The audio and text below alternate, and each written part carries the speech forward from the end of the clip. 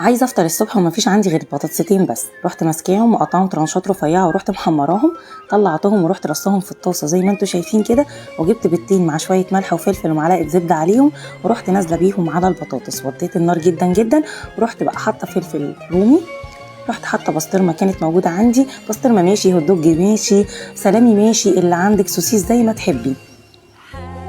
رحت مطلعه كمان الجبنه الموتزاريلا ورحت حاطه عليها شويه من الوش كده.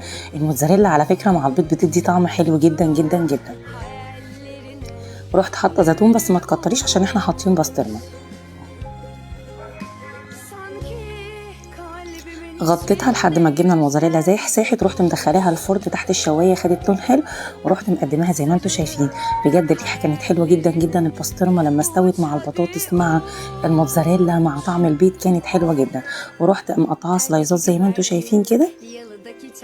بصوا، في منتهى الجمال، في منتهى الجمال، من بطاطستين عملت بجد فطار يجنن، كفاني انا وبنوتي التانية لما جت من المدرسه.